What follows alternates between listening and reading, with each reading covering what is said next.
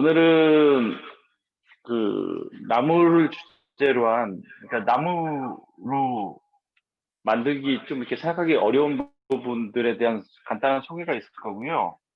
그 다음에 이제 나무에다 옷을 입히는 과정인 마감 부분에 대한 것들에 대해서 간략하게 좀 설명을 해드리고, 저번 주에 이제 목선반에 관해서 쭉 설명을 드렸는데, 오늘은 한 회장, 한경돈 회장의 접시 깎는 거를 한번 시연하는 거를 한번 보여드리겠습니다. 그래서 우선 나무로 할 수 있는 거는 이게 상상하는 것 그 이상으로 많습니다. 또 나무란 것 자체가 어떻게 보면은 계속 키운 다음에 다시 사용하고 다시 또 키워서 할 수 있기 때문에 그 자원 자체가 무궁무진하게 나올 수가 있어요. 일반 뭐 철이나 석유 그런 것들은 있는 거 써버리면 그냥 고갈되고 없어져 버리는데, 나무라는 건 이제 재생산이 가능한 그런 거라, 어떠한 이러한 자원들을 계속 활용을 해서 새로운 것들을 만들어내면 아무래도 탄소도 줄어들고 나무를 심는 데도 도움이 되고 많이 그럴 것 같습니다. 그래서 이제 나무로 만들 수 있는 것 중에 여러분들이 보기 힘들었던, 아마 우등편 교육할 때 보셨으면 이 영상을 보셨을지 모르겠는데, 나무로 이제 아파트를 짓는 것과 요즘에 카누를 어떤 과정을 통해서 만드는지 그거에 대해서 우선 보여드리고, 나머지 부분들은 이제 마감재의 종류가 어느 종류가 있고, 마감재 이제 어떻게 써야 되는지, 다른 사람이 마감을 하면 이렇게 나오는데 내가 하면 이렇게 안 나온다. 그런 것들은 기본적인 이제 원리를 잘 모르시고 그냥 주는 대로 그냥 바르기만 하니까 그 정도 수준일 건데, 좀 더 관심 있으신 분들은 이러한 원리를 알고 마감을 하게 되면은 좀 더 이제 좋은 마감, 좋은 퀄리티를 얻을 수가 있어요. 그러니까 그런 것도 잘 봐주시고, 또 이제 목선반에 접시를 깎으면서 다 만들고 나서 그 목선반을 가지고 마감을 하는 과정, 그런 것들 보시면은 나중에 이제 뜸목공에 왔을 때 펜을 만든다거나 아니면 원데이 채용을 하거나 그런 과정들에 대한 것들이 점점 이제 발전될 수 있는 자기 퀄리티를 가질 수 있을 거예요. 이 피니쉬 마감을 목수들에 따라서 이제 여러 가지 관점에서 보는데, 마감을 전체 나무로 만든 작품으로 봤을 때 70% 정도로 보시는 분도 계세요. 요즘 목수들은 워낙 기술도 좋고 좋은 장비가 있기 때문에 그 가공 부분에 관련된 거는 지금 조금만 배우면은 어느 정도 수준 이상으로 다들 해요. 거의 비슷하죠. 좀만 몇 년만 하면은. 근데 그 중에서 이제 점점 그 뒤로 틀려지는 게 뭐냐면 마감입니다. 마감. 직접 마감들은 전문적인 CNC나 그런 장비를 해줄 수 있는 게 아니기 때문에 본인이 이거 기본적인 원리를 잘 알고 그 하나하나 체득하고 자기 것으로 만든다고 하면, 나무란 것들은 워낙 변동성이 많아요. 쇠 같은 것, 쇠나 뭐 그런 플라스틱 그런 것들은 변동성이 크게 없고 일정한 규격으로 나오는데, 변동성이 없진 않겠지만 굉장히 미미한데, 나무라는 거는 똑같은 나무라도 가지고 있는 어디서 생산이 됐느냐, 또 아니면은 이게 어떤 부위냐에 따라서 각각의 특징이나 밀도, 수분율 그런 것들이 다 틀리기 때문에 이거는 굉장히 변동성이 많은 거에서 거기에 맞는 마감재를 선택을 하고 거기에 맞게 적절한 피니싱을 해주는 역할이 굉장히 중요합니다. 그래서 이제 많은 경험으로부터 얻어져야만 좋은 마감을 얻을 수 있기 때문에 여기서 모든 걸 다 설명드리지는 다 못하고요. 대략적인 전반적인 과정에 대해 설명을 드리면 거기서 좀 더 이제 자기 걸로 만들어가면 될 것 같습니다. 그래서 우선 지금 보여드리는 거는 이제 목조 아파트에 관련된 내용인데, 또 테드에서 굉장히 유명한 분이 강연한 거예요. 그래서 그걸 가지고 한번 보여드리고 그 이후에 다시 좀 말씀 나누겠습니다. 그럼 우선 뉴스에 나와 있던 목재의 재발견이란 주제로 나온 것들 한번 보시겠습니다. 바라쿠다라고 되는 거 네. 하면은 거기에 보면 이제 그거는 영상을 바라쿠다로 되어 있는 영상을 보시면 돼요. 바라쿠다 닉네임으로 되어 있는.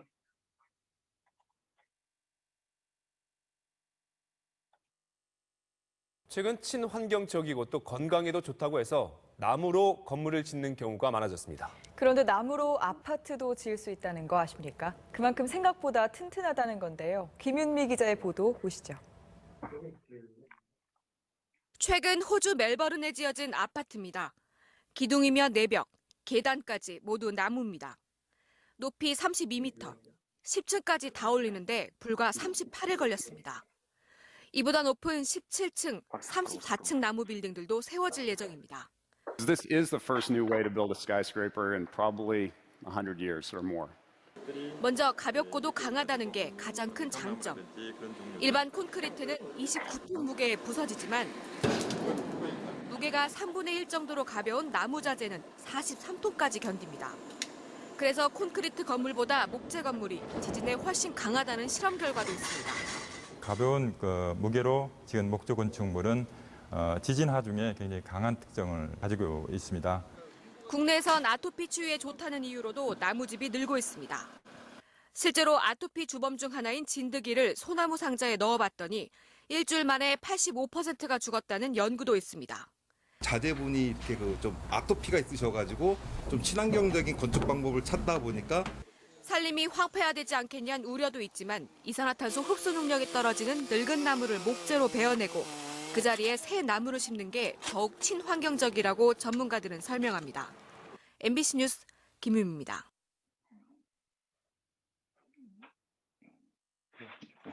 그다음에 테드에서 나온 강연 영상을 한번 보시겠습니다.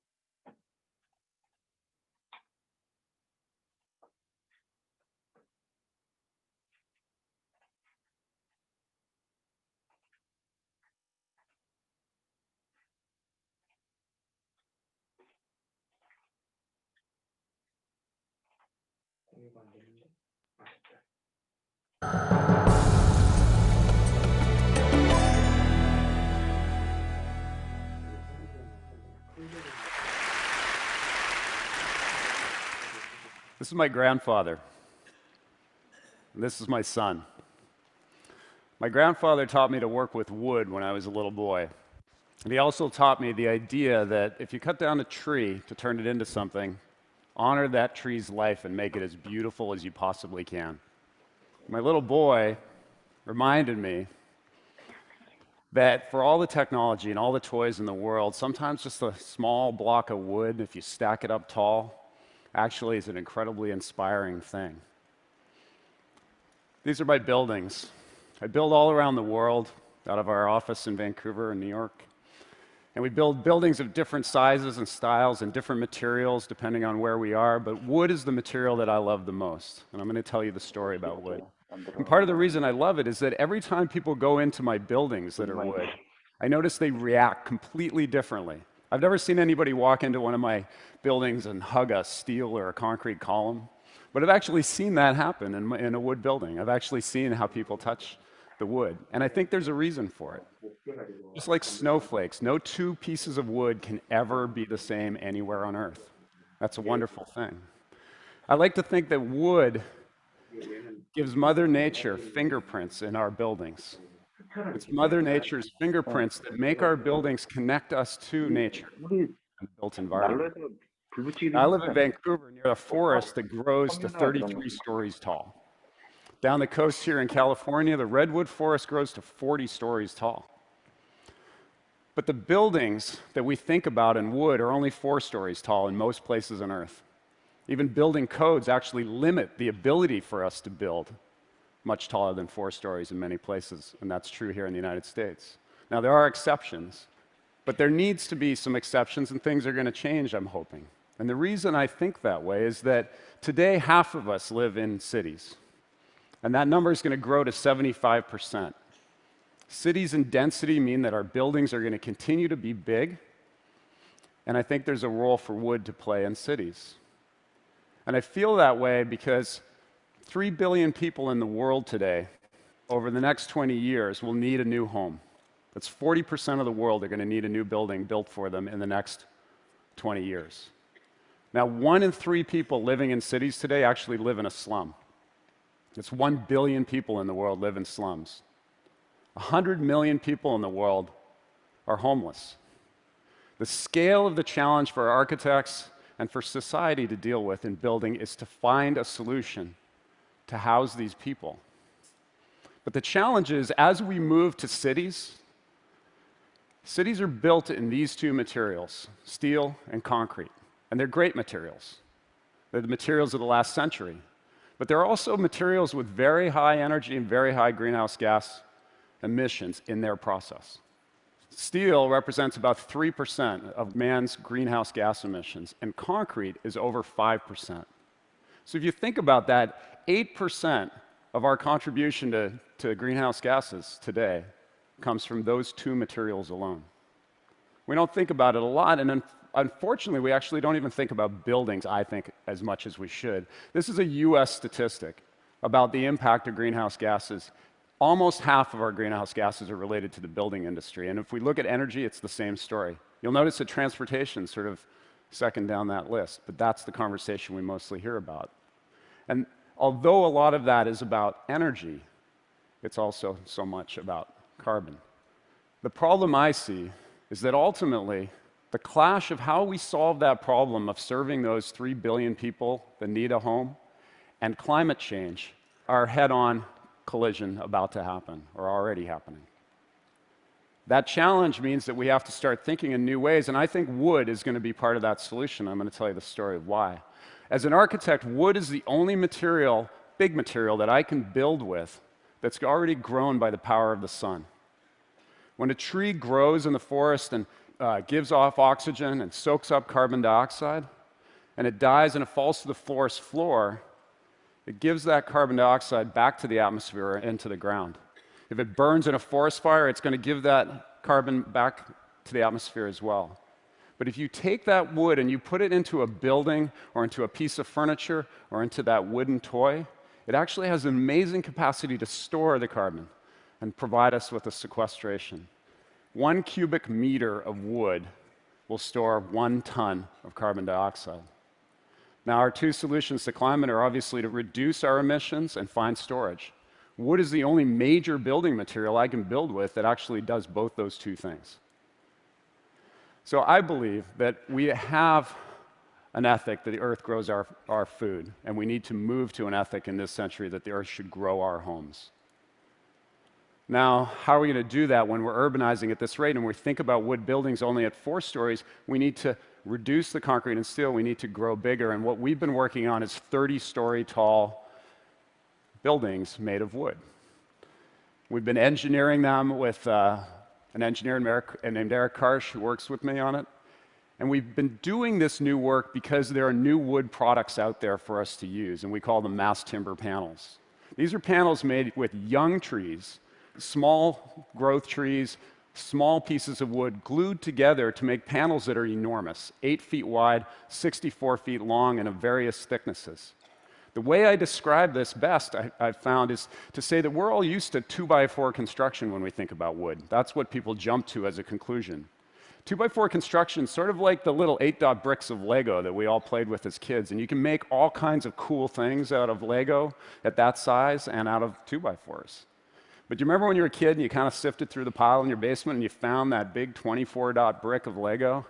And you were kind of like, cool, this is awesome, I can build something really big and this is going to be great. That's the change. Mass timber panels are those 24-dot bricks.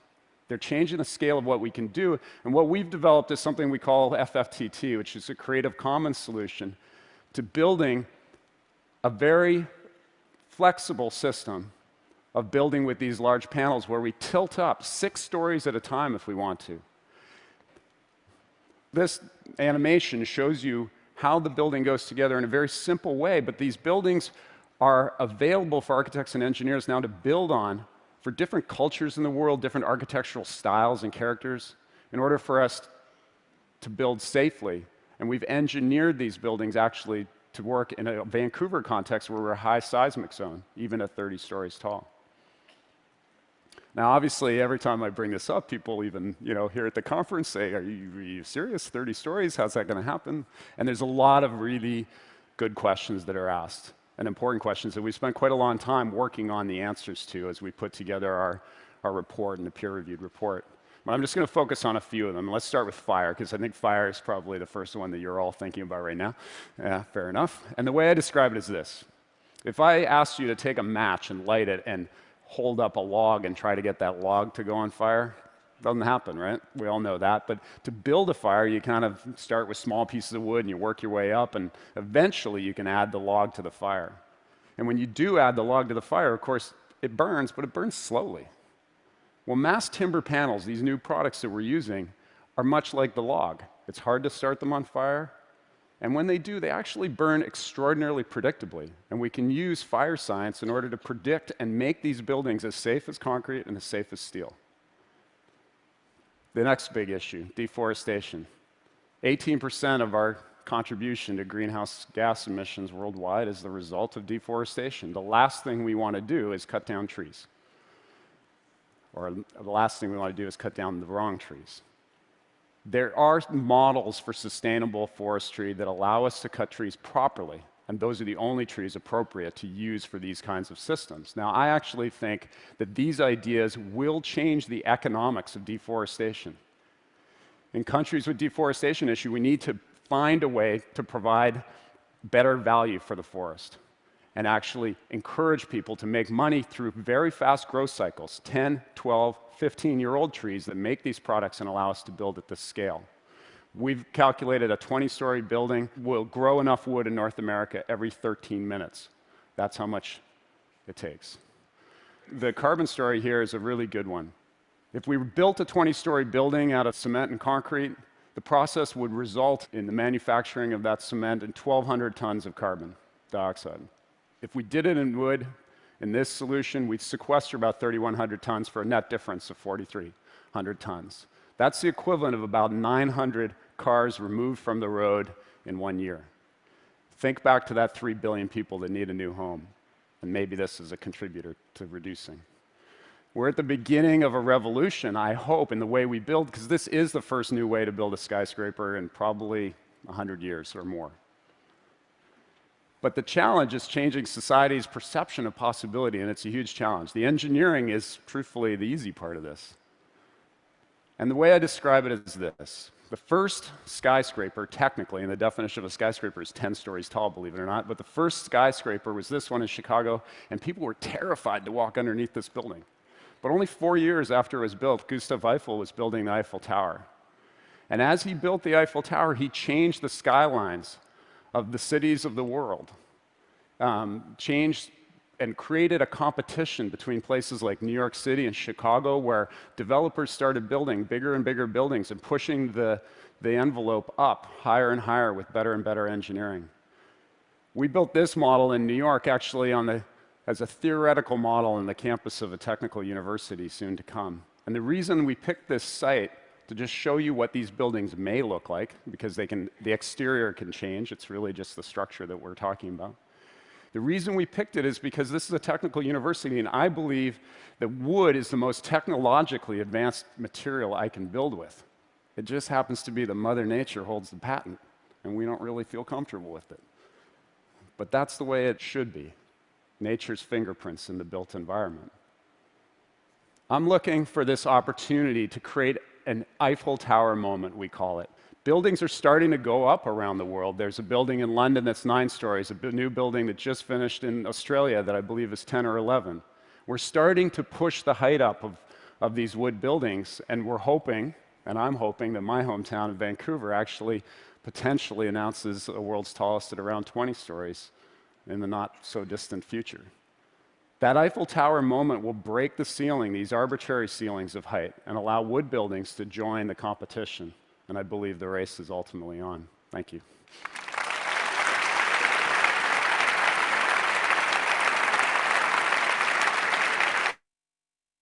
네, 다들 보셨죠? 지금 나무란 것 자체가 콘크리트나 다른 소재에 비해서 강도라든가 그런 것들이 작진 않습니다. 오히려 더 강하기도 하고 친환경적이고 또 재생산이 가능하고 다시 더라도 폐기물이 아닌 다시 새로운 걸로 창조될 수가 있고, 지금 저희가 그 우든 팬을 만들기도 하지만 이제 그 나무를 수명이 다한 건물이나 그런 것들에서 어떻게 쓰이고 있냐면, 간략하게 하나 예를 들자면, 미국의 지금 옛날에 야구장 그 시설들이 지금은 노후화가 돼서 그걸 다 철거를 하는데, 보통 옛날 야구장들의 의자 받침이나 그런 거 다 나무로 만들어져 있었어요. 이제 그러한 것들을 가지고 미국은 그 야구장들이 굉장히 역사도 깊고 거기에 대한 애착들이 강하기 때문에 거기 있는 나무를 수거해가지고 어떤 사람이 의자판 같은 걸 만들어가지고 그 이제 뭘 했냐면 펜을 만들었어요. 펜, 우든 펜을. 그래서 이거는 언제 어떤 스타디움에 있는 나무로 만든 펜이다. 이제 그런 식으로 해서 활용을 하는 거죠. 그러니까 그런 나무도 재활용이 가능한 아주 훌륭한 재료라고 생각이 돼요. 그 나무가 굉장히 종류도 많기 때문에 그 나무의 이제 경도가 낮은 것부터 굉장히 높은 거, 유분이 많은 것과 유분이 적은 것, 또 색감들도 다양하게 나타나고 가공을 했을 때와 또 자외선을 비쳤을 때의 색감 차이가 점점 진해지는 것들, 이제 그러한 다양성들이 있기 때문에 그러니까 본인의 어떤 창의력만 있다면 그 본인이 생각하는 그 이상으로 훌륭한 결과물이 나오고 굉장히 좀 따뜻한 느낌을 많이 줘요, 나무 자체가. 그래서 이제 그런 것도 잘 활용하면 되고, 이 나무가 기본적으로 가공이 그러니까 우리 뭔가 작품을 만드는 데 있어서 나무를 다 가공이 끝나고 이제 그 이후부터는 이제 피니쉬 마감의 단계로 보는데, 피니쉬는 이제 사포부터 시작이 됩니다. 사포. 샌딩이라고 그러죠. 사포부터 시작이 되는데, 이게 나무 하나를 이런 식으로 이제 가공이 얘는 이제 월넛인데 가공이 끝났다고 보고 여기서부터 이제 피니쉬 마감 작업이 들어가면, 마감은 일단 톱이나 대패로 요 부분을 면을 아주 정밀하게 가공했더라도, 대패나 그런 걸로 했더라도 분명히 사포나 그런 것들이 필요합니다. 사포부터 들어가는데, 그럼 사포를 이제 어떤 것도 사용을 하느냐 그런 문제가 있는데, 본인이 가공한 면 자체가 이제 굉장히 좀 우둘투툴하고 평면을 잡아야겠다라고 생각을 하면 굉장히 거친 사포부터 써야 돼요. 또 근데 면이 상대적으로 많이 깨끗하고 하다면 굳이 그렇게 처음부터 거친 사포를 할 이유가 없어요.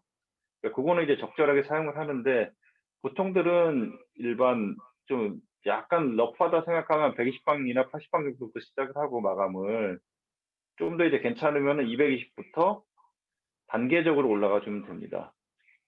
이 사포에서의 그 숫자란 그리프트라고 하는데, 이 숫자가 의미하는 거는 일정 면적의 단위 면적당 그 안에 들어가 있는 알갱이들 숫자예요. 그래서 일정 면적에 만약에 80이라고 하면 가령 이제 1cm 곱하기 1cm에 80개가 들어갔다고 생각을 하면 80방보다는 320방이 좀 더 부드럽겠죠. 80방 굉장히 러프해요. 거칠고. 좋은 사포일수록 그런 알갱이들이 거기에 유착이 돼가지고 굉장히 잘 떨어지지 않고, 이렇게 저렴하거나 좀 품질이 안 좋은 것들은 그런 알갱이들이 사용할수록 떨어져 나가기도 해요. 그래서 이제 그 방수가 점점 올라갈수록 굉장히 그 미세한 면을 얻을 수가 있다. 단 쉽게 막 갈리지는 않죠. 방수가 올라갈수록. 그래서 이제 그 사포부터 시작을 하는데, 그럼 뭐 사포를 뭐 80방 하다가 320방 바로 가면 되느냐? 그것도 안 됩니다. 그 면 자체가 80방으로 갈수록 80, 120, 180, 220, 360, 400, 600, 800 그런 식으로 점점 단계적으로 올라가야지 면 자체 깨끗해지는 거지.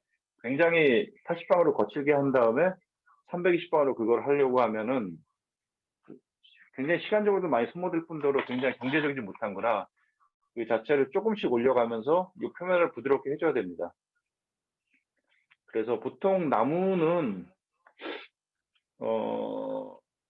이런 이제 마감재들이 있는데, 마감재들의 그 매뉴얼이나 그 뒤쪽에 사용 설명서에 보통 보면은 보통 180방 정도 수준까지만 이 사포를 그 권유를 해요. 이게 왜 그러냐면 이게 굉장히 이제 320, 600방 정도까지 가면 이 면 자체가 굉장히 부드러워지기 때문에 이 마감재 자체가 이 안에 침투를 못해요. 보통 이렇게 러프한 부분도 그냥 마감재 오일이나 그런 걸 넣었을 때 이 안에 침투가 어느 정도 돼야지 되는데 실질적으로 그냥 놔도 침투가 많이 안 되거든요. 진공으로 빨아들여도 이 안에 들어갈 수 있는 깊이는 굉장히 극한적이기 때문에 너무 부드러운 사포를 한다면 이게 깊게 스며들지 못합니다. 이 마감재 자체가. 그래서 보통 마감을 하게 되면 어느 정도 10분이나 그 이후에 걸레로 이렇게 닦아내게 돼요. 실은 침투 시간을 기다려주는 거예요. 그래서 이제 그런 부분 때문에 그래서 이제 마감재 회사에서 그쪽에 이제 레코멘드 돼 있는 게 보통 한 이제 180방 정도 수준의 마감. 어떤 것들은 320방, 그 이상 가진 않습니다. 180방이나 320방 정도 수준으로 해서 그 이후로 이제 마감을 하게 되는 거예요. 피니싱을. 이 오일이나 라커, 바니쉬 그런 걸 바르면서 마감하게 되는 거죠. 여기서 하나의 문제는 보통 이러한 나무들에 그래서 물을 뿌리게 되면 나무가 부풀어 올라와서 이제 깨끗하게 마감을 했더라도 부풀어 오릅니다. 그러면서 이제 굉장히 거칠거칠해지는데 그거는 이 안에 이제 물이 세포 조직 안에 들어가서 그걸 붉게 만들어주는 거예요. 불어버리면 또 다시 또 이제 사포를 해야 되고 그러니까 어떤 부분들은 실은 도마를 만들거나 뭘 했을 때 도마를 이제 샌딩을 다 끝내고 나서 거기에 물을 다시 뿌려서 말린 다음에 다시 또 사포를 하고 물을 말려서 다시 사포를 하곤 해요. 근데 물이란 거는 마른다고 해서 그 물 자체가 이 안에 들어가서 딱딱하게 경화되는 게 아니기 때문에 그게 어느 정도 효과가 있을지는 잘 모르겠는데 그런 과정보다는 180번 사포를 하고 이 도마 오일이나 만약에 도마를 만든다고 가정해 보면 도마 오일 같은 걸 발라주고 그 다음날 완전히 경화된 상태에도 일반 오일이 들어가더라도 이게 아무렇게 부드럽게 발라도 약간 뜹니다. 그게 기름 성분이 들어가서 뜨면은 근데 그 대신 이제 오일이 들어가면 뜨긴 하지만 그게 경화가 돼요. 주변들이 다 딱딱하게 경화가 된 상태에서 거기서 사포질을 해서 부드러운 사포 320이나 400 정도로 해서 부드럽게 사포를 해서 걷어낸 상태에서 다시 한번 마감을 해주는 게 더 낫다고 생각을 해요. 물을 발랐을 때는 또 계속 물을 바를 때마다 실은 계속 올라오거든요, 이거 자체가. 그러니까 굳이 그러한 과정을 거치는 것보다는 마감을 하고 부드러운 사포를 한 다음에 다시 또 하고 그런 과정들을 거쳐야 되는데 마감은 깊게 올리려면은 보통도 이러한 것들에 마감 깊이 올린다고 하면 처음에는 이제 사포로 한 400방 정도까지 한 다음에 마감재를 바릅니다. 마감재를 바르면 얘가 이제 하루 정도 굽겠죠. 하루 정도 그 다음날 이제 400방 정도나 해서 손으로 이렇게 샌딩을 딱 하고 다시 또 마감재를 또 발라주는 거예요. 이제 그 다음 마감을 언제 하느냐. 첫 번째 날은 이제 깊게 스며들면서 하고 이제 그 다음날 했을 때 또 이렇게 해주고 또 그 다음에 이렇게 해주고 그런 과정들을 이렇게 완전히 굳지 않은 상태에서의 마감은 그 안에서 마감이 더 들뜨게 할 수 있기 때문에 완전히 굳혀야 돼요. 특히 이제 그 계절적인 영향이나 그 습도의 영향을 많이 받는데 보통들 이런 아우로나 그런 오일들이 저희가 지금 같은 계절에 건조한 날씨이기 때문에 오늘 바르면 내일 정도면 완전히 굳어요. 근데 장마철이나 그때 되면은 한 일주일 가도 굳질 않더라고요.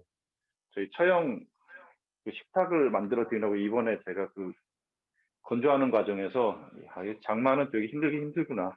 원래 장마 시즌에는 가구를 만드는 게 아닌데 만들었다가 마감에 대해 되게 고생한 적이 있어요. 집에 가져가서 바로 제습기를 트니까 한 몇 시간 흐르니까 바로 이제 건조해지더라고요. 이제 그만큼 이제 마감의 형태는 그러한 상태로 그러니까 습도가 일단 없어야 되고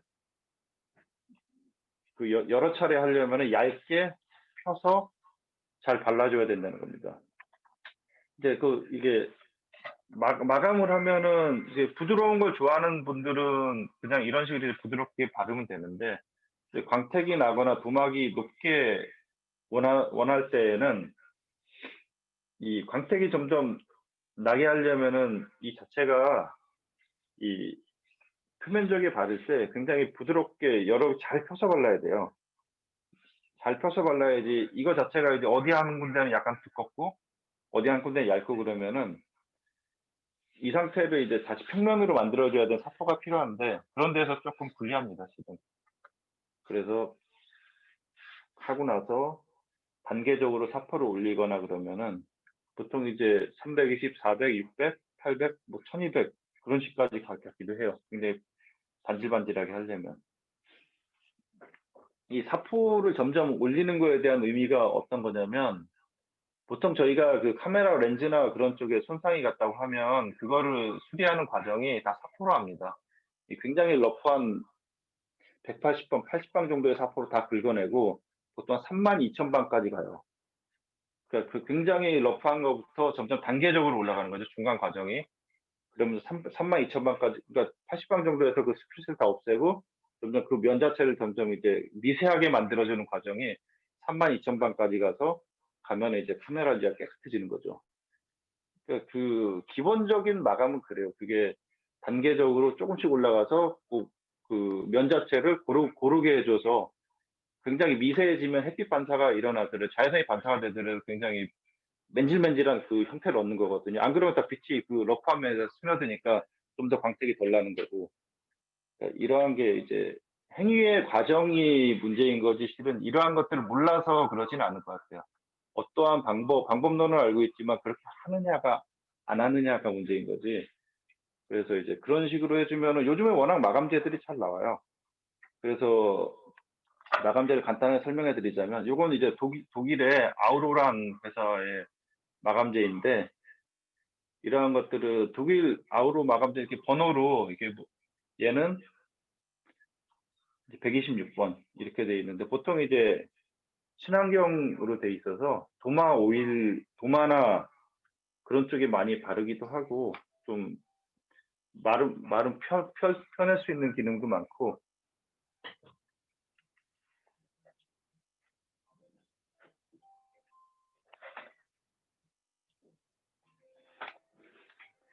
이게 좀 펼 수 있는 쉽게 펴기도 하고 그러니까 이 아우로가 저번에도 그렇고 요번에 보내드릴 것도 이 아우로 오일인데 보내고 나서 이게 면적에 이제 면 같은 걸로 고루 바르고 이런 면도 같이 이제 보내드릴 겁니다. 이렇게 면으로 이렇게 바르고 한 10분 뒤에 이 안에 좀 이렇게 침착이 될 수 있는 시간을 좀 기다려주는 거예요. 그런 다음에 발라주는 겁니다.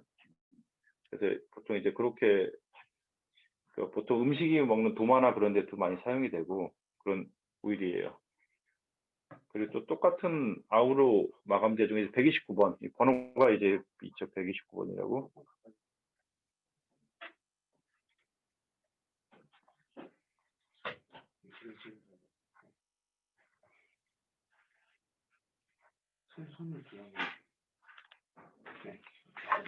예, 129번의 오일인데 얘는 이제 126번하고 동일한 성분에 여기는 이제 왁스 성분이 들어가 있는 겁니다. 색깔은 약간 차이가 있죠. 하나 이제 왁스가 들어가 있는 약간 사과 주스 비슷한 거고 하나는 약간 위스키 색깔로 같이 돼 있어요. 예, 여기에 이제 얘는 실질적으로는 왁스가 들어가 있기 때문에 성분은 비슷하지만 음식이 닿는 곳에는 사용을 하시면 안 되고요. 그리고 왁스는 뜨거운 곳에 약합니다. 그래서 이제 뜨거운 것이 닿는 뭐 컵받침대라든가 그런 거에는 사용을 하시면 안 돼요. 그럼 그대로 이제 자국이 나와요. 그거 성분을 잘 아시고 일반 이런 그 그때 만들었던 이런 캥거루나 뭐 쬐그만 것들 이거 입에다 저기 하는 게 아니니까 이런 거에 바르고 하면은 처음에 저희 마감재를 바르고 다 한 다음에 나중에 이제 왁싱을 하거든요. 이런 고체 왁스나 그런 것들 써서 이제 왁스를 하는데 이거는 그 어떻게 보면은 같이 섞여 있는 거죠. 트윈원이에요, 트윈원. 그래서 왁스와 그걸 한꺼번에 하고 싶다면 여기 아우로 129번을 사용을 합니다. 보통들 많이 사용을 하세요. 이런 것들이. 그래서 이런 이제 오일류들이 있고 이런 것들은 아까 제가 쉽게 좀 보여드렸는데 얘는 요즘 도마들을 많이 만드니까 도마 전용 오일들이 이렇게 많이 나옵니다. 미국에 생산된 거고 BBO 오일인데 그래서 그런 이제 오일류들이고 요거는 오신 분들, 수업에 참관하신 분들한테 저희가 선물로 드리려고 뜬목공에서 준비를 했네요. 이게 귀여워요. 이게 이거면 부마는 계속 유지 관리가 많이 필요하기 때문에 이런 게 있으면 좋아요. 쬐금해가지고 오늘 오시는 분 다 드리는 거죠. 그거 하고 이제 좀 오일인데 좀 하드한 오일이에요. 굉장히 좀 딱딱한 오일 위에서 라이너스에서 나온 이런 이제 수입제 오일들인데 이제 하드 오일이라고 요런 류들이 좀 있고요. 얘는 이제 락카죠. 보통 우리 예전에 보면 유성 락카 그런 거 있잖아요. 약간 바니쉬 계열인데 얘는 이제 우드 바니쉬고 얘는 락카입니다. 이제 어떤 걸 사용할지는 사용해 보신 분들하고 같이 그런 정보 공유나 잘 아시는 분들한테 해가지고 작품에 대해서 어떤 오일이 좋을지 선택을 하셔야 돼요. 이제 이런 식으로 기본 베이스에 바르는 오일들이 있고 이제 오일들이 다 끝나면은 그 위에 제일 마지막에 해주는 게 이제 락합니다. 왁스. 이런 식으로 이제 왁스를 하는 거죠. 이런 식으로. 참치통만 합니다. 참치통. 좀 큰 것도 있어요. 이렇게. 골뱅이. 예. 골뱅이. 자, 이런 식으로 이제 제일 마지막에 이제 왁싱을 해줍니다. 왁싱을 해주면은 기존에 이제 마감된 거에 비해서 굉장히 광도 나고 약간 그 자체를 보호할 수는 있지만 그게 오래 가진 않아요. 한 일주일 정도 이상은 가진 않습니다. 네. 그래서 저희가 이 가공된 나무를 보자면 이러한 나무들에다가 오일을 칠하게 되면 이 색이 굉장히 많이 올라와요. 보시면 요게 지금 저희가 한 건데 얘는 나무의 그 종류마다 틀린데 이쪽은 굉장히 강도가 강한 쪽이에요. 원로 쪽인데 보면 이제 칠한 것과 안 칠한 거의 차이가 이런 식으로 보면 이게 틀립니다.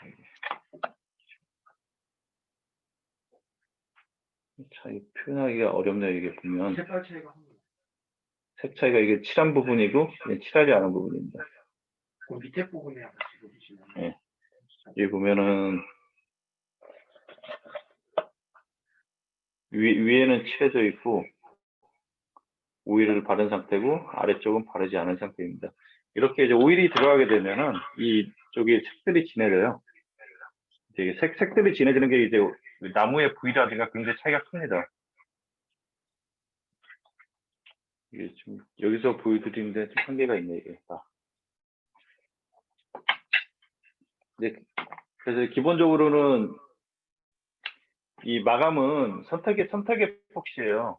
그 어떤 과정이나 그런 것들은 그렇게 어렵지 않지만 아까 같이 작품을 다 만들고 나서 샌딩을 얼마큼 단계적으로 했느냐, 거기에 맞게 적절하게 했느냐, 샌딩도 이제 그 표면에 맞게 이제 평으로 해서 잘 해줘야 되고 대충 막 이렇게 하다 보면 이 평면도 잘 안 맞고 그렇거든요. 그 단계적으로 이제 120, 180, 220, 360, 460, 800 그런 식으로 이제 올라가서 샌딩을 했느냐의 문제가 가장 첫 번째로 중요한 부분이고 두 번째는 마감재를 사용했을 때 고르게 잘 펴주고 얇게 펴줘서 하는 귀찮다고 그냥 들이부어가지고 나중에 하면 떡져가지고 막 울퉁불퉁합니다. 얇게 펴주고 그때 잘 건조하고 그 다음에 또 샌딩을 잘 하고 얼마큼 이렇게 잘 했느냐의 차이이기 때문에 이 만든 거에 대한 적절한 마감재 선택과 올바른 샌딩 그 다음에 그 단계적인 마감 그게 이제 제일 중요한 것 같아요. 지금 워낙 이렇게 많은 종류의 마감재들이 아주 좋은 제품들이 많이 나와 있습니다. 목공하는데 그런 건 선택을 하시면 되는 문제고 그런 부분만 잘 하시면은 아마 그 마감을 70%의 작품 완성도를 보시는 분들이 계시는데 그런 이유도 있어요.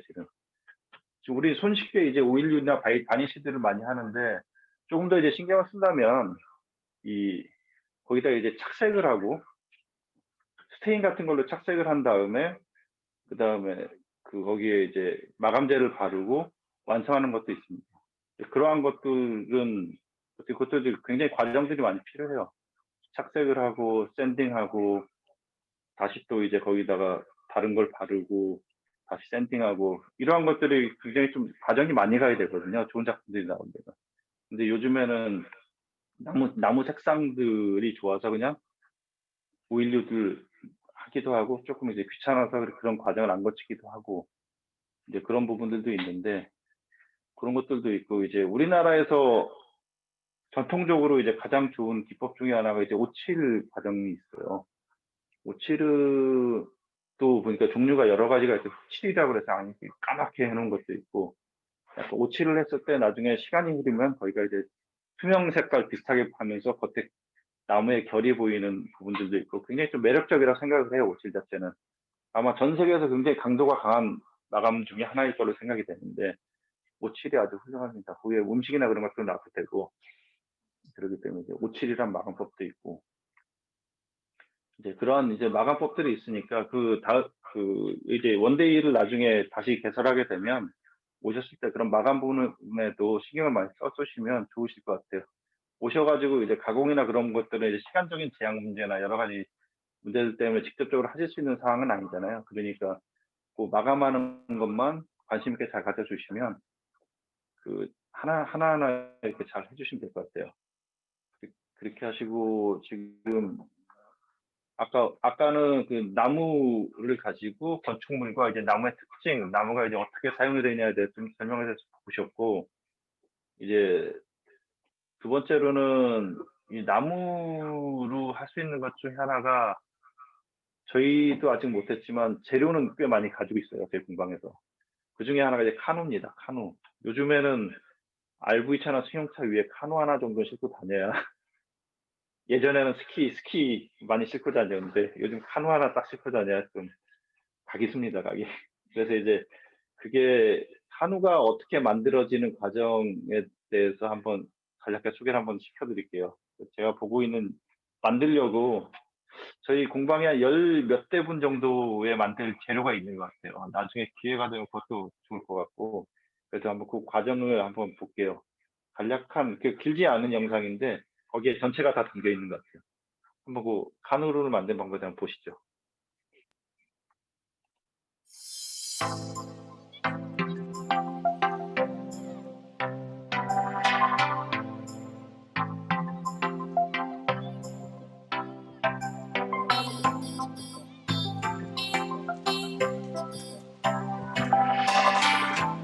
그 만드는 틀에 대해서 틀부터 제작을 하게 됩니다. 기본적으로 틀을 정한 거죠.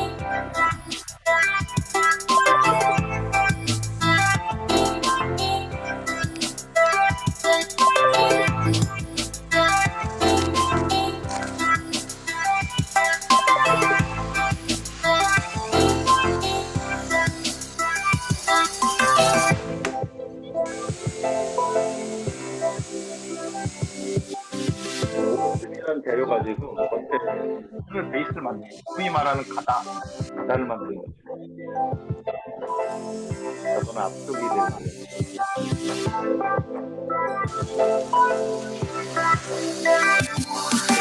약간 꺾여야 물에다가 많이 넣고 저는 밴딩이라는 겁니다. 구멍을 뚫어가지고 구멍에다 클렌징 하는 거예요. 저는 앞쪽에다가 산호의 앞쪽에 들어가서 재료들이고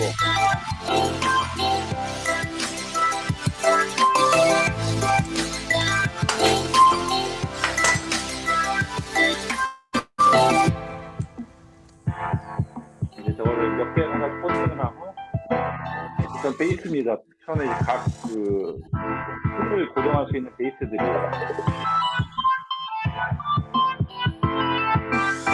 저게 틀이 돼서 위쪽 부분이 바닥이 되겠죠. 위쪽 부분이 바닥.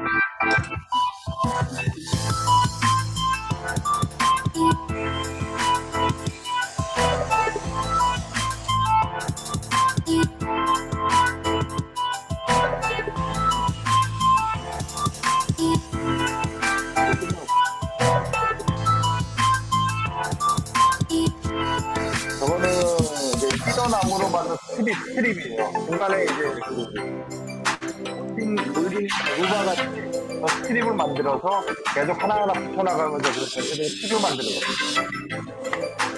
중간에 들어간 스트립의 나무 모양을 보기 위해서 저렇게 특정한 나무들을 스트립을 따로 만들어요. 한쪽 암수를 만들어서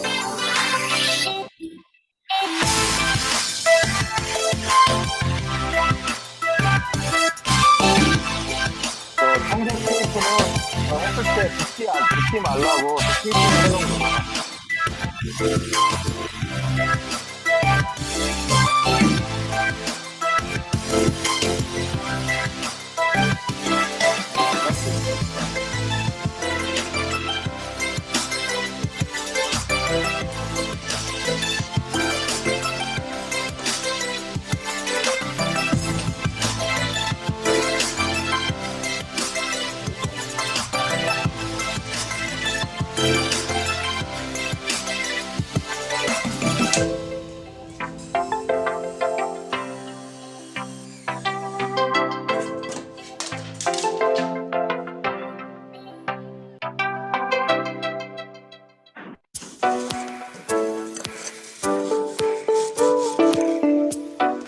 노력 어떻게 같진 않아. 아니 안 하면 저게 트리비아 하나에 5천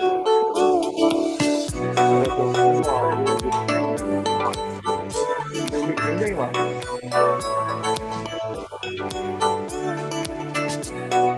이 정도면 하나요, 그렇죠?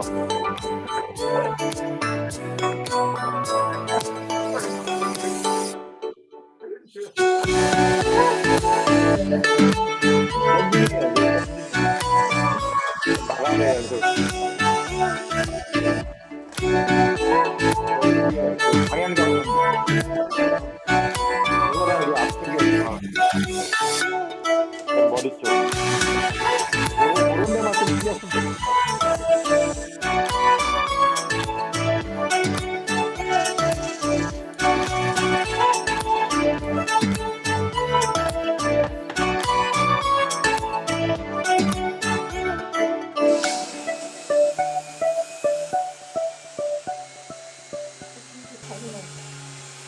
프리미엄 아니야? 죄송합니다. 광고 좀 붙여가지고. 아, 프리미엄이 아니에요.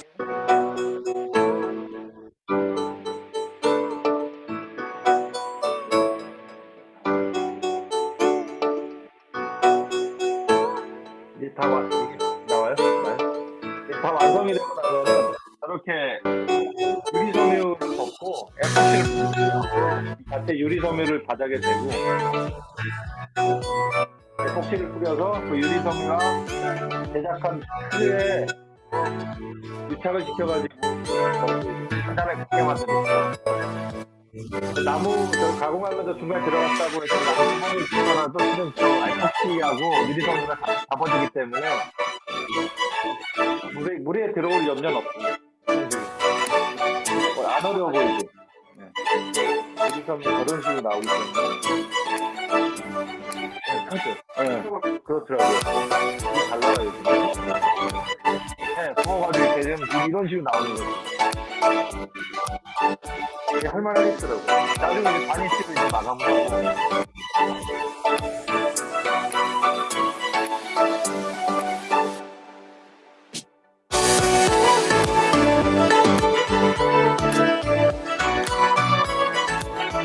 그다음에 이제 문상포로 해서 사포를 굉장히 이렇게 해주는 거죠.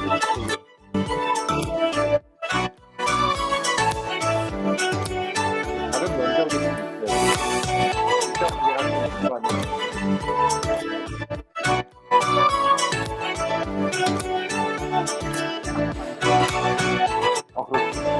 그 팁이 있어요, 우리가 다. 그 팁이 있어요. 안에도 이제 유리섬유를 이렇게. 그래서 조그만 빨간 클래스를 아는 게 그냥 나중에 쓸수 많이 써요. 그러게. 그 신기해요.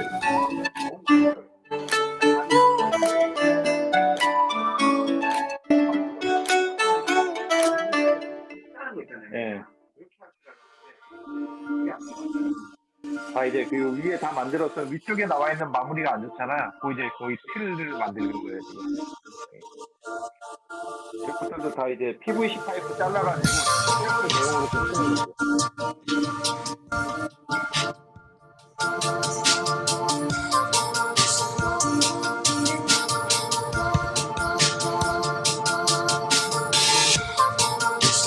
T형 클램프들이 이방들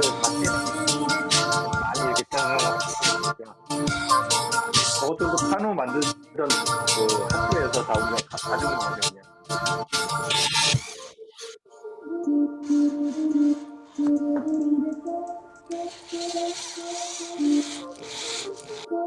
이런 식으로 시험 클램프를 쫙 고정. 측면은 이제 이런 방법도 있고 다른 방법도 있고 여러 방법을 대표에 잘하죠? 이 정도야 뭐. 팩트 있어.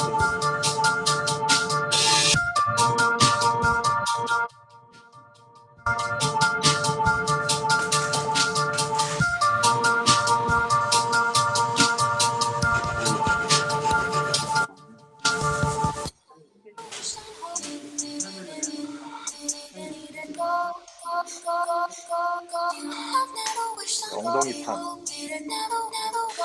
저 바닥에 앉아서 하는 게 아닙니까?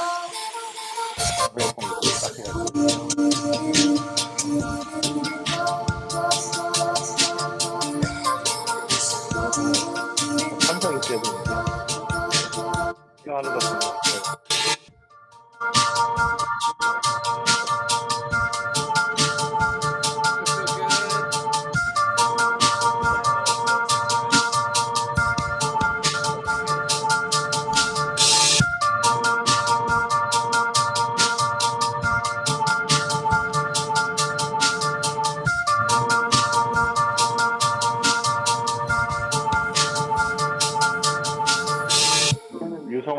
유성으로 다 했네요.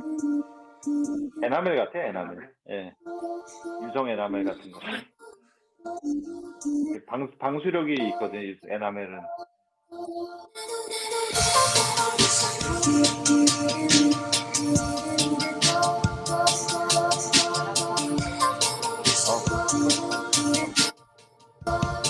샌딩과 말하면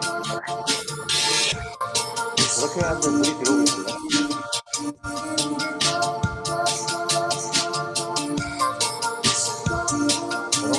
친구가 좀 높은 데다가 딱 걸어놓고 어디 갈 때 딱 빼가지고 가지고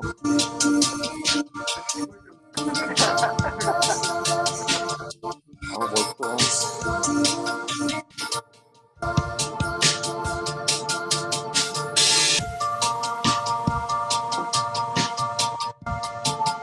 강아지도 있네. 강아지도 있어. 강아지는 여기야. 강아지도 치면은 다리 보이네.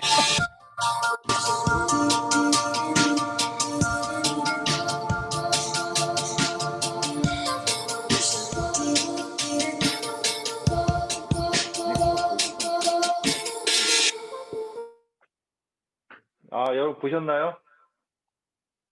한번 카누를 한번 만들어 보고 싶은 분 계십니까? 거의 어렵진 않습니다.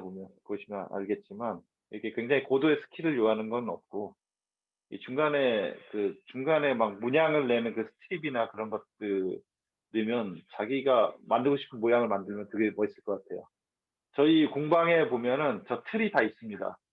저기 히더로 된 스트립도 다 있고 이제 하시려고 하는 의지만 있으면 언제든지 만들 수 있어요. 한 10대 분 정도는 있지 않을까. 그 스트립이 꽤 많아요. 이제 좀 이게 집만 좀 큰 걸 사면 돼요. 집 방 하나에다 딱 갖다 놓으면 되지 않을까요? 그렇게 하고 이제 마지막으로는 저희가 저번 주 목선반 그 터닝에 관련돼서 소개시켜 드렸는데 제가 그때 시간이 좀 많지는 않아 가지고 간략하게 깎았는데 오늘 이제 한경동 회장이 한번 깎는 걸 한번 보시고 그 다음 주에 소개될 작품 그 만드실 거 좀 이렇게 보여드릴게요. 요게 이제 요즘 하는 무중력 이로 돼서 이렇게 보면 자 이런 식으로 이제 만드는 거죠.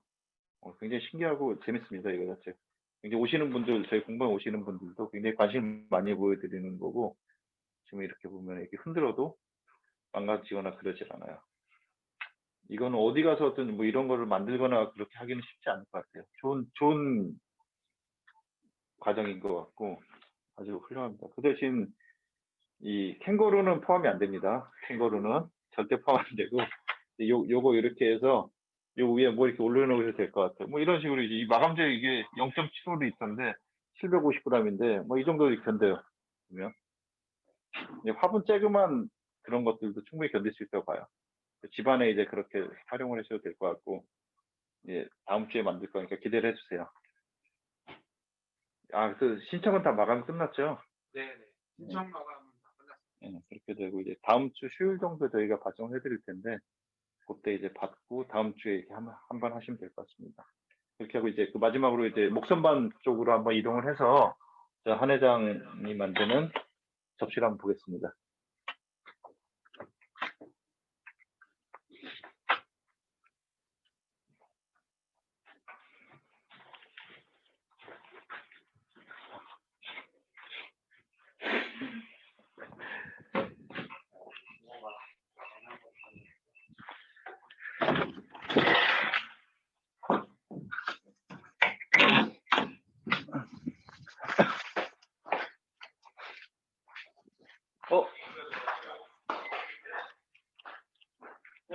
안녕하십니까. 혹시 방송 중입니다. 여기 숨어 계신 분들. 안녕하십니까. 지금 한경도 회장이 좀 준비해 놓은 건데 설명해 주시죠. 제가요? 예, 얘는 지금 느티나무입니다. 느티나무. 뭐 두께는 한 요 정도 되고요. 여기 이제 하고, 예, 얘는 캄포나무고 문양이 상당히 잘 나올 것 같네요. 이 정도면. 얘도 캄포. 얘는 하드메이플이네요. 하드메이플. 자, 오늘은 캄포로 할까요? 네. 캄포. 고르시죠. 자, 요거. 요거? 예, 네. 요거 좋습니다. 예. 예. 저번 주에 말씀드렸던 것처럼 이 척에, 이 4연동 척에 요 미리 뚫어놓은 구멍을 그래서 고정을 시킵니다. 이 목선반 목기나 그런 것들은 고정을 시키는 부분이 이제 한 부분 쪽으로만 고정을 하기 때문에 뭐 상황에 따라서는 라이브 센터 이제 꽂고 할 수 있긴 한데 접시나 한 부분만 고정하기 때문에 고정하는 걸 잘 하셔야 돼요. 일단 고정을 했더라도 손으로 돌려보고 그게 이제 편심이 많이 조여졌는지 확인해야 돼요. 저게 꽉 조여졌다고 해서 정확하게 거기 꽉 조여진 게 아니거든요. 돌려가면서 확인하고 너무 많이 편심이 생기면 그건 다시 재고정하는 과정이 필요합니다. 자, 이제 저번에 보여드렸던 그 칼입니다. 그 목선반 칼. 이것도 다 보면은 다 손으로 직접 다 만든 거예요. 손잡이. 원래는 이제 이런 종류의 칼들인데 이렇게 선반을 만들고 이렇게 케이스 가죽으로 이런 식으로. 자, 이거는 카바이드 팁으로 만든 텅스텐 카바이드 팁으로 만든 목선반 칼들이고 아까 설명드렸던 이제 뭐 사각날, 둥근사각, 얘는 디테일, 얘는 이제 문양을 내기 위해서 하는 거고 얘는 둥근날입니다. 둥근날. 이게 사이즈에 따라서 이건 좀 작은 사이즈들 같은 것들. 여기 파팅 툴. 자, 이제 이걸 가지고 이제 가공하는 걸 보여드릴게요.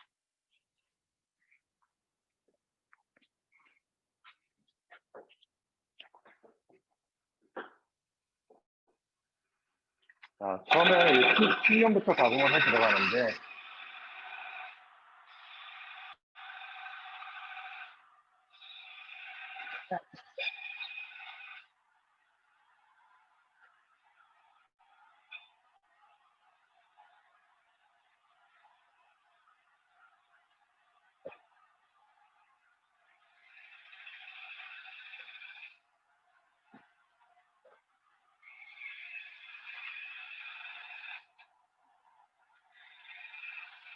자, 지금 깎고 있는 부분은 바닥 쪽입니다. 바닥 쪽이에요. 저 부분만 이제 구멍만 파는 거는 뒤쪽에 했을 때 다시 뒤집어서 다시 해야 되니까 저쪽에 이제 굽을 만들어주기 위해서 하는 겁니다. 여기 마감재하고 약하게 예, 70 그 정도. 예. 사이즈를 재보고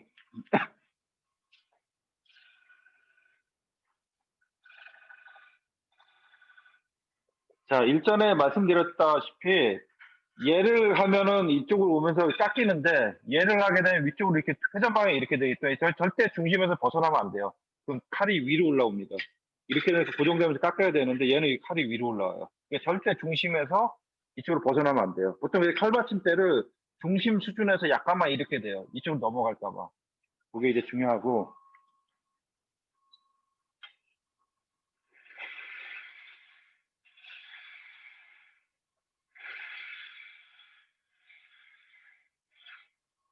자, 그 뒤쪽에는 이제 구불러서 뒤쪽으로 돌렸을 때 척에 고정하기 위한 그 홈을 파주는 겁니다.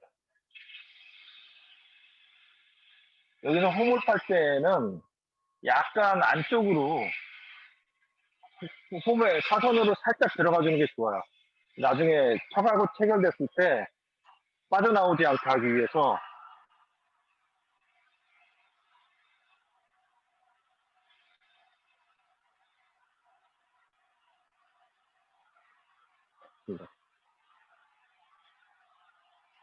지금 그 정도야 5mm 정도 깊이로 그렇게 해서 파줬어요. 지금 안쪽에 굽이 들어가게 파줬고.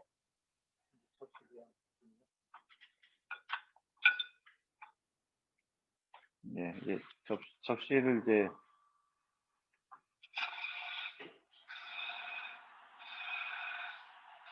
자,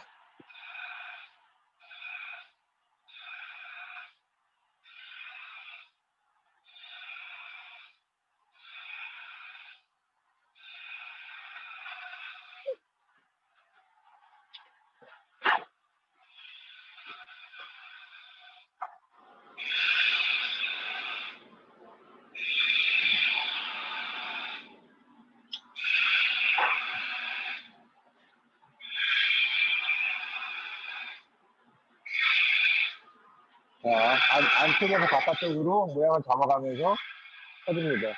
보통 이제 카바이드 날은 저런 식으로 이제 이거는 스크래핑 역할로 깎는 거예요.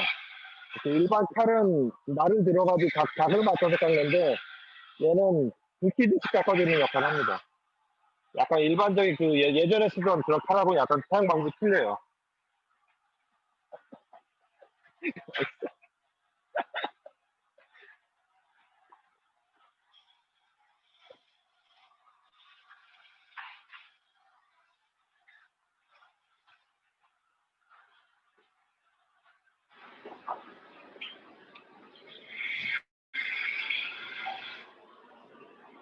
네, 아주 능숙한 솜씨로.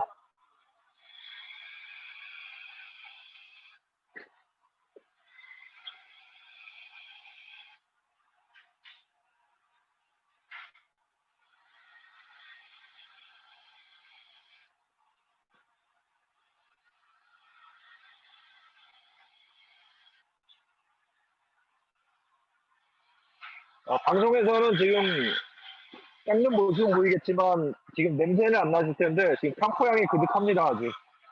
어이,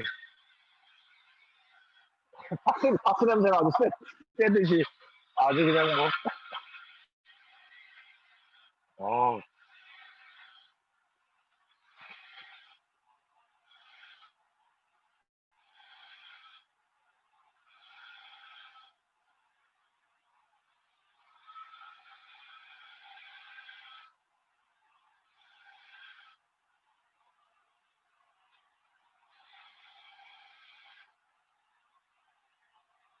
아래에서 잡을까 이렇게 위쪽으로 앵글을.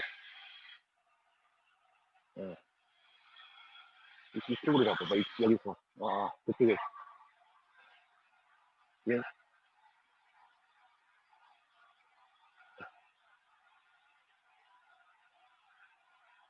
어,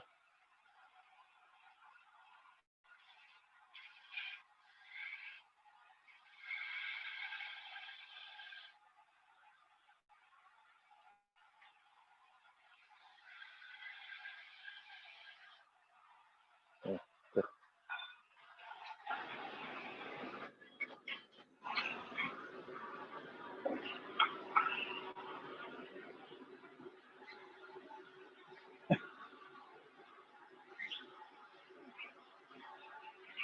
뭐 보시는 것처럼 이렇게 깎는 건 어렵지 않아요.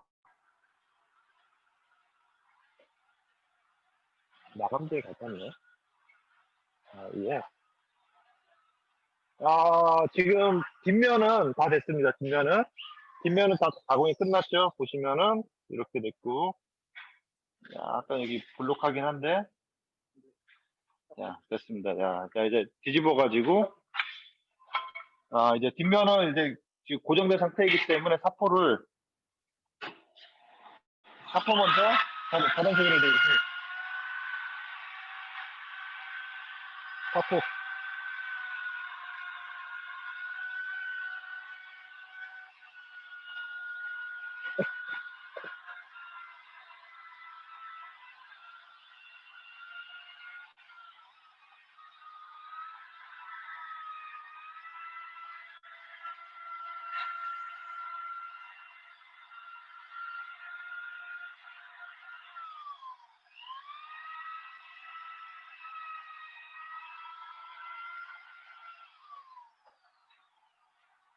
자, 지금 드릴에 장착해서 사포를 우선 러프한 거를 했고요. 그다음에 좀 더 부드러운 걸로.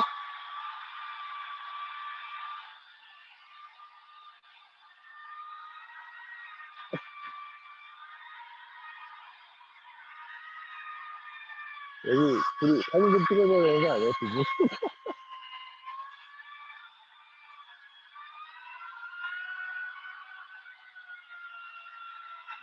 자, 좀 더 부드러운 사포로 전기 드릴에 장착을 해서 사포를 해줍니다.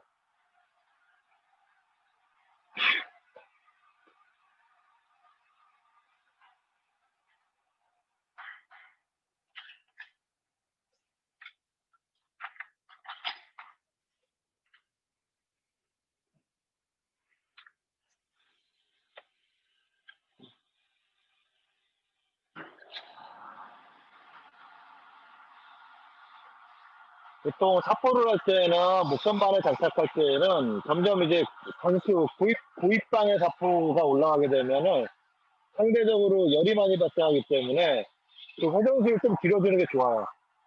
열이 많이 발생되면 저 안에 있는 알갱이들이 금방 파손이 되고 날아갑니다. 그래서 약간 줄이면서 하는 게 좋고, 지금 굉장히 부드러워졌죠. 굉장히 부드럽습니다. 굉장히 부드러워요. 예.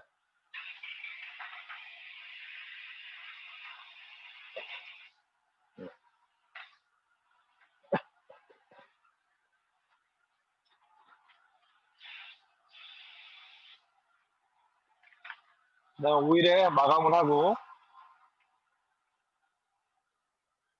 오일로 마감을 합니다. 색이 확 올라오죠, 진해지게.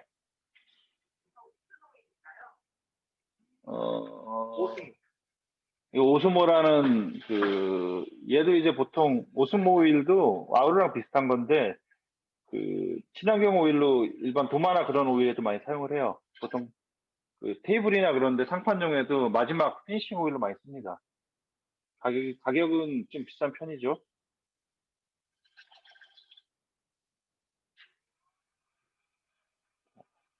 목선반의 장점이 또 손만 대면은 목물이 돌아져서 다 마감이 되기 때문에, 자, 확 올라왔습니다. 색감이 너무 좋네요, 저게. 그래서 위쪽이 보면, 자, 이제 마감을 끝내고, 자, 이제 뒤집어서 이제 위쪽을 파냅니다. 위쪽을. 오스모는 항변이 없냐고. 예? 항변 없냐고, 오스모. 황변이 다 있습니다. 황변 문제는 자외선과 관련이 가장 크고요. 자외선에 노출이 되면은 그 색감이 다 변하게 돼 있어요. 그래서 자외선 차단제가 발려있는 오일이나 그런 것이면 아무래도 황변이 적긴 한데, 그렇다고 100% 이제 없을 수는 없고, 많이 줄여줄 수 있는 역할을 하죠. 자, 이쪽에 보시다시피 뒤로 뒤집어서 이 면을 파내는 거예요, 다시요.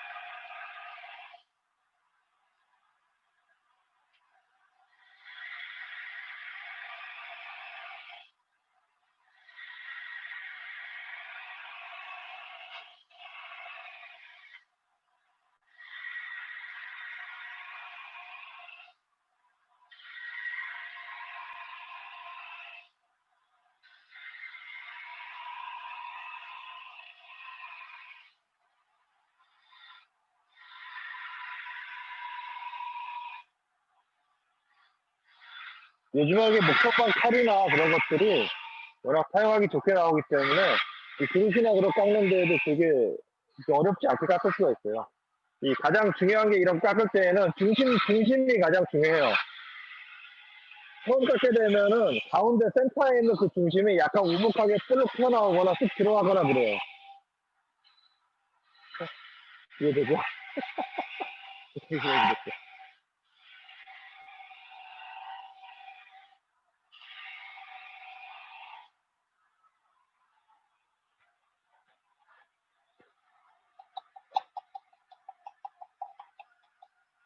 이제 저게 가운데 부분을 잘 깎아야 됩니다. 저게 안 그러면은 뒤에 구멍을 낼 수 있기 때문에 그래서 뒤쪽에다가 전등을 댄다거나 그러면서 또 구멍을 어느 정도 이렇게 감으로 알아내죠.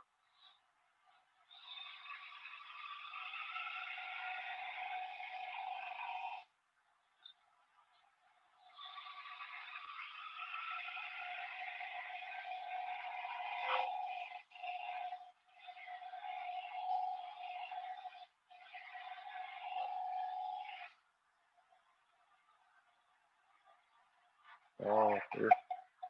되기도 하고 보통 이제 이런 전등이나 그런 걸 대서 딱 보면은 그 약간 그 뒤쪽에다 대면은 그 나타납니다.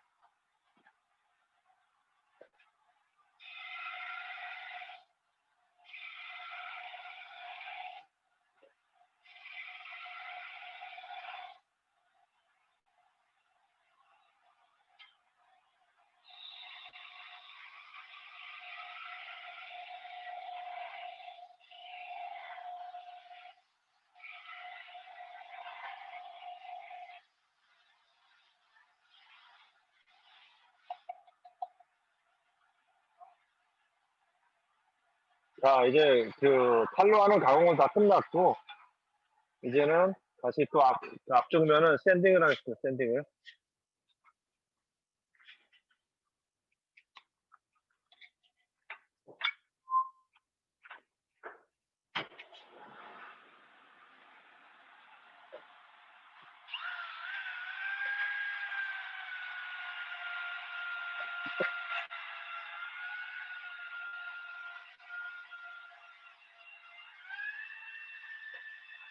여기서 샌딩할 때 주의할 건 그 중심을 벗어나면 안 돼요. 안쪽으로 벗어나게 되면 반대로 쑥 돌아가기 때문에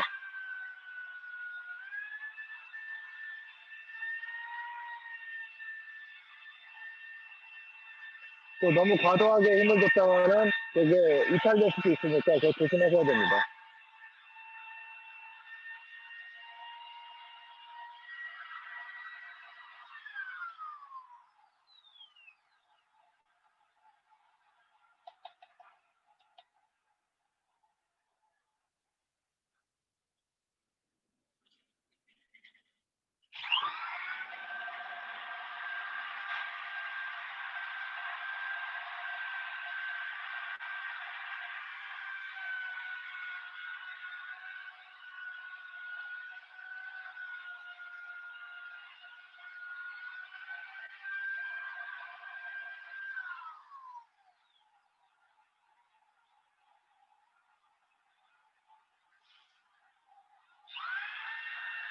근데 이제 부드러운 사포로 다시 샌딩을 하고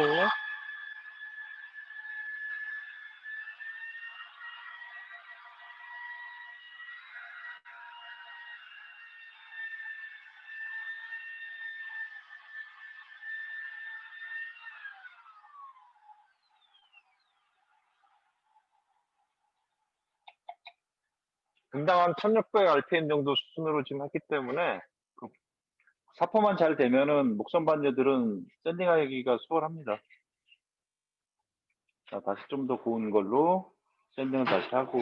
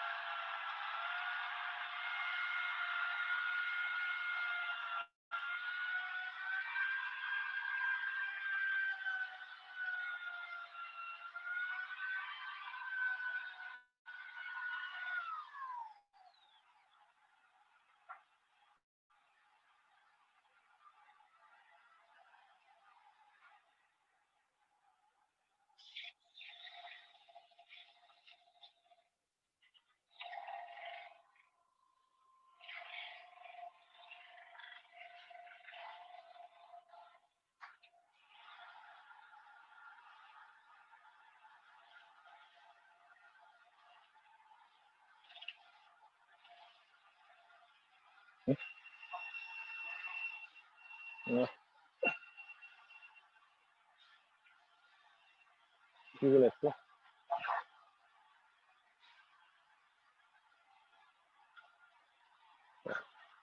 이야, 금방 하나. 그 작품이 나왔네.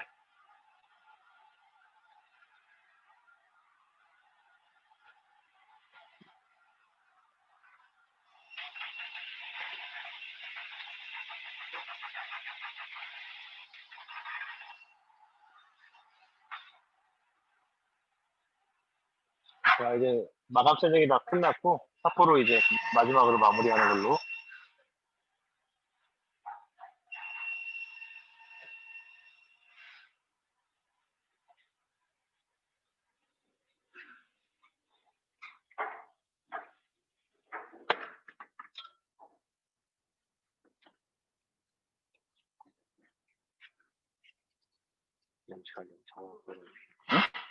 저거? 왜?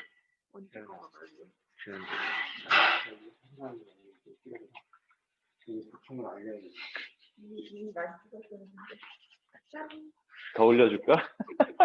자.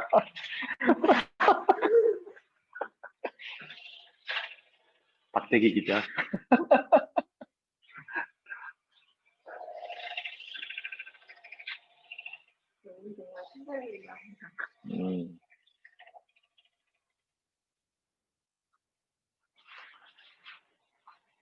지금 뭐 깎은 지 한 20분이 약간 넘은 것 같은데, 20분 만에 이렇게 훌륭한 작품이 벌써 완성이 됐습니다. 어우, 축하하십니다. 고생하셨습니다. 이야, 뭐.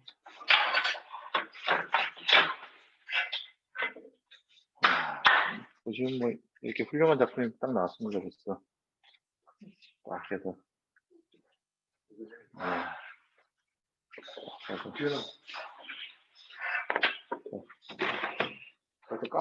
깐 거야? 안 깠네. 이러한 나무가 벌써 이제 20분 만에 이렇게 훌륭한 작품이 됐어요. 야. 지금 이 목선반 쪽은 많이 해본 친구가 이제 한 거라 이게 금방 깎았는데, 안전에만 유의하시면 실은 크지 않은 나무 가지고 이런 좋은 작품들이 나오니까 나중에 꼭 한번 해보실 만한, 여자분들도 많이 하세요. 이렇게. 그래서 한번 여기에다 해놓고 나머지를 이제 레이저나 그런 것들로 해서 만들어 보겠습니다. 이게 한번 나중에 되면은, 기회 되면 이제 뜬목공 회원들이랑 원데이나 그런 걸로 해서 해봐도 괜찮을 것 같습니다. 한번. 빨리, 지금 상황이 빨리 지나가고, 그러면 한번 해봐도 재밌을 것 같아요. 안전한 부분만. 그래서 오늘 이렇게 하셨고요. 한경도 회장님 고생 많으셨습니다. 제가 이 접시는 예. 오늘 이 카메라맨 예. 김영길 예고일 좀 보여줘. 예. 여기 보이십니까? 고생 많았어. 자, 여기 거 고맙습니다. 야. 축하드립니다. 마무리 멘트. 야. 마무리 부탁드립니다. 야, 예. 자, 오늘 날씨도 추운데 수고 많으셨고요. 많으셨고, 예, 다음 주에는 아까 만들었던 이 센서 뭐죠, 그게? 센서그리티 만들어는 시간을 갖고, 또 12월에는 좀 더 재미있는 게 또 준비가 돼 있습니다. 이것도 뭐 다른 데 가서 만들 수가 없는 건데, 12월에도 이제 계속 해주시고, 다음 주에 다시 한번 뵙겠습니다. 수고 많으셨습니다.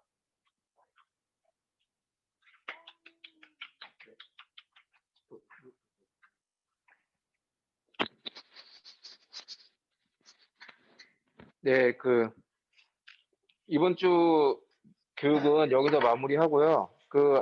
아까 교육 때 말씀드렸던 것처럼, 시작 때 말씀드렸던 것처럼, 오일, 도마형 오일, 마감 오일은 참석하신 분들한테 선물로 전달을 해드리도록 하겠습니다. 네, 그러면, 최근에 집단 이렇게 코로나 감염 이런 것들이 많은데, 저희 다들 건강 조심하시고요. 주말, 남은 주말 즐겁게 잘 보내시기 바랍니다. 네, 그럼 다음 주에 뵙겠습니다. 수고하셨습니다.